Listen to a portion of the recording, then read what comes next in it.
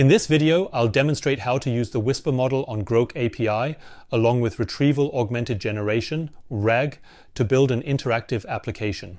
The application converts interviews into text transcriptions, stores these transcriptions in a Pinecone vector database, and then use LangChain to perform RAG on those transcriptions to answer user queries based on the interview's content.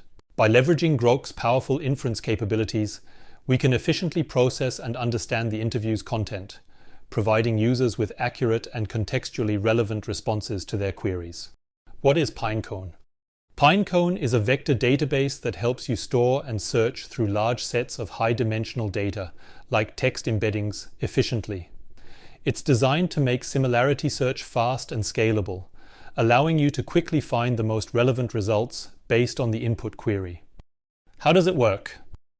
The first step is to convert MP3 files to text using Groq's Whisper Large v3 model. This allows us to translate complete interviews or podcasts in just a few seconds into transcripts. These transcripts can then be seamlessly saved as embeddings in Pinecone for efficient storage and retrieval. Thanks to the web UI in Pinecone, you can easily verify if the entries have been entered correctly. This interface provides a straightforward way to check and manage your stored data.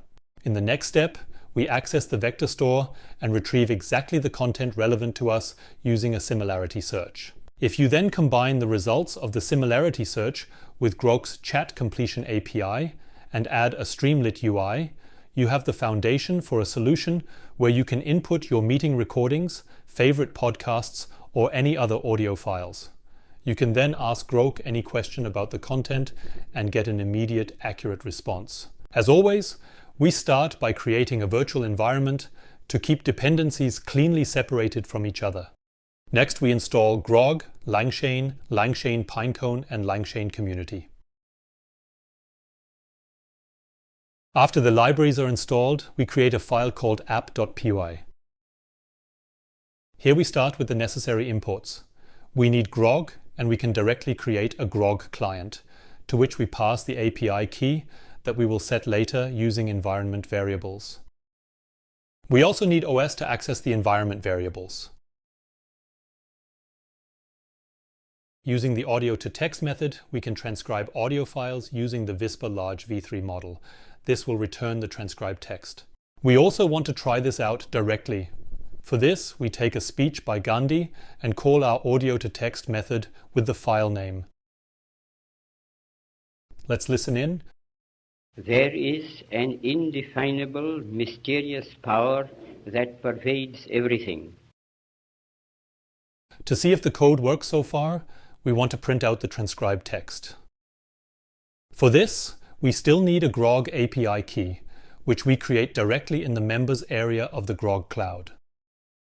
We copy it and set it as an environment variable in the terminal. Then we start the script with Python app.py. And it seems everything worked well. We have a transcription and it matches exactly the text we heard earlier. Next, we want to store the transcription in a vector store. For this, we import document and the Python vector store. The document class is imported to create a structured object for the transcribed text, enabling it to be embedded and stored in the Pinecone vector store. We need an embedding for the vector store, so we import the sentence transformer embeddings from LangChain Community. Next, we prepare the embeddings. Here we take the document class, to which we give a title as page content and, of course, the transcription. Then we need to specify a function to convert the text into embeddings, and for this we use our sentence transformer embeddings. And as the model, we specify all mini-L6v2, then we can call the fromDocuments method on the Python vector store. This gets the documents, the embedding function, and of course the index name. But we don't have an index yet. We first need to create an index in Pinecone.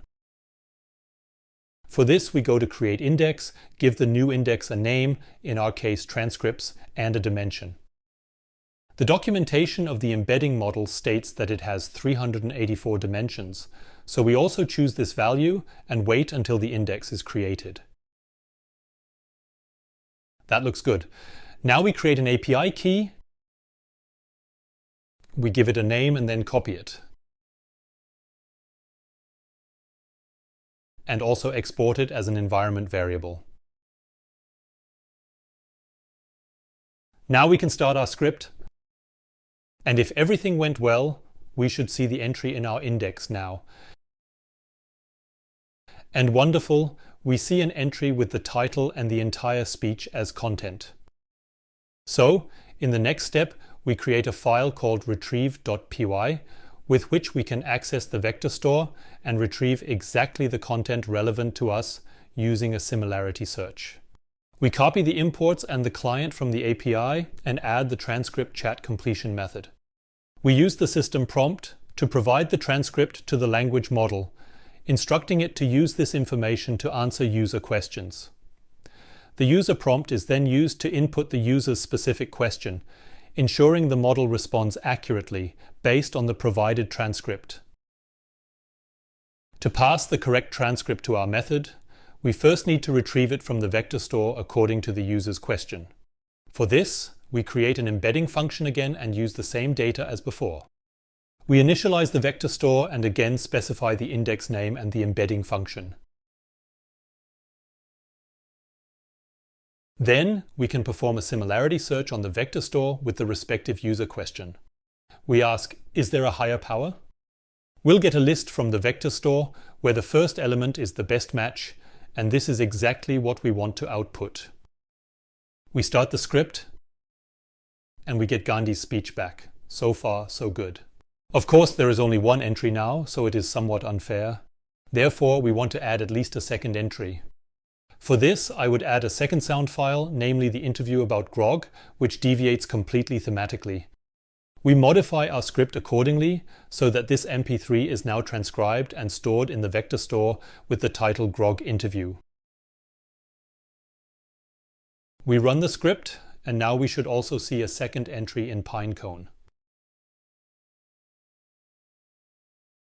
And it looks good. We now have both the Gandhi speech and the Groq interview within the vector store. Let's see if our similarity search takes the new file into account. We simply change the user question to, why is Groq so fast? And if everything goes well, we should now get the other document back and not Gandhi's speech. And it looks good. We get the Groq interview and not the Gandhi interview. So next, we want our transcript chat completion method to be called with the result from the similarity search and answer our question correctly based on the interviews. We put the user question in its own variable and first pass it to the similarity search and later to the transcript chat completion method. So let's try it out.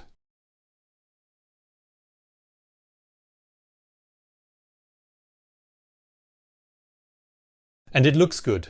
Our question was perfectly answered based on the transcript.